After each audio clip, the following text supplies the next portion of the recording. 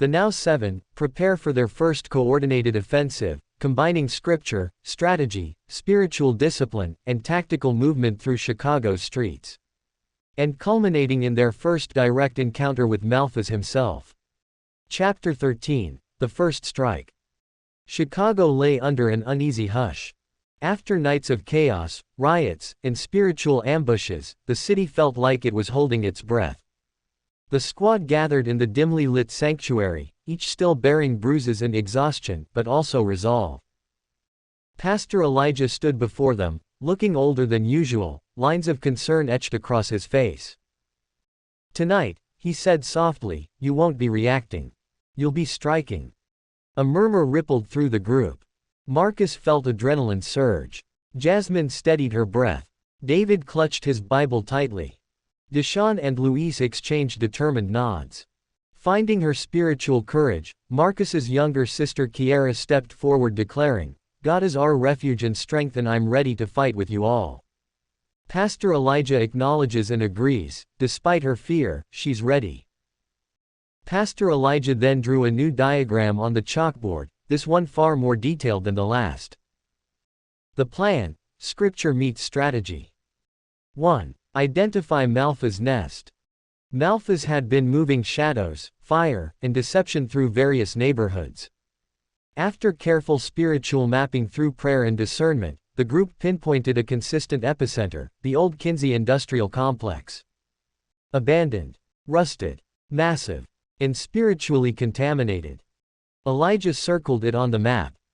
This is where his power pools. This is where we strike. 2. Assign roles. Each teen's gifts, scripture habits, and instincts shaped their roles. Marcus, the shield leader, front line, authority scriptures, urban navigation. Jasmine, the discernment voice, unmask illusions, cut lies with truth. Luis and Deshaun, the tactical sweepers, moving through alleys and structures, clearing zones, freeing civilians. David, the prayer anchor, constant prayer to keep the group spiritually protected.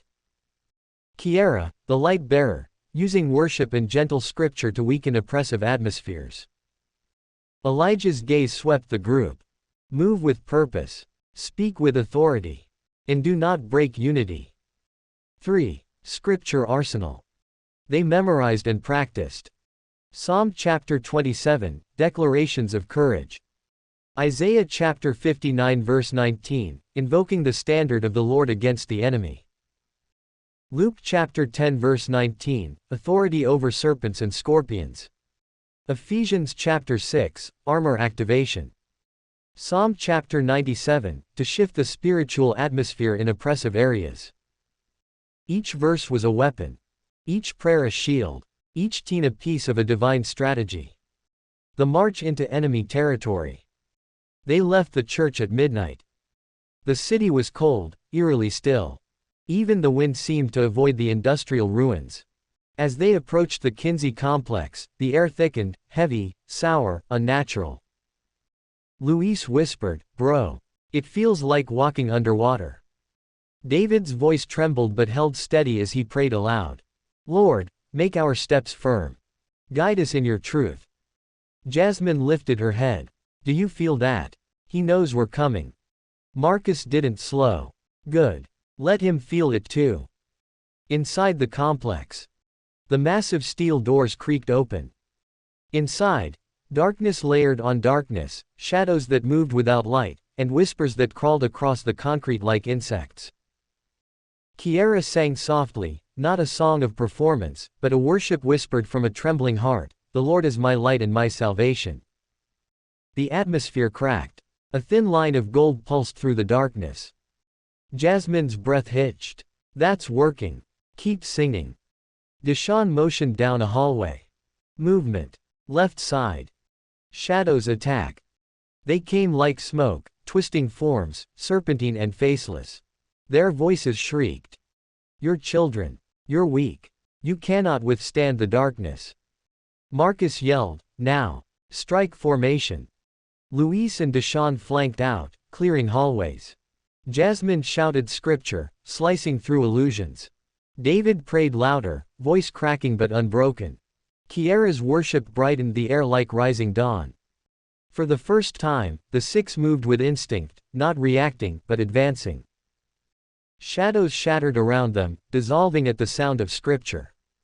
Yet deeper in the complex, a roar shook the walls. A roar that was not shadow. A roar that sounded alive. The throne of ashes. They entered a massive chamber filled with burnt metal, scorched beams, and a throne made of twisted rebar and debris. On it stood Malphas, no longer hidden in whispers and silhouettes. Tall, winged, burning eyes like coals.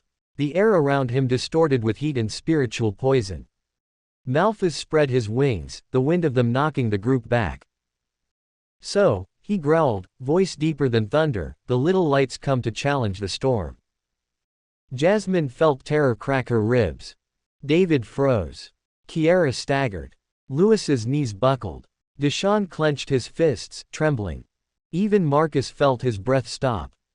Malphas leaned forward. Let me show you what darkness really is. He descended from the throne. The first confrontation had begun.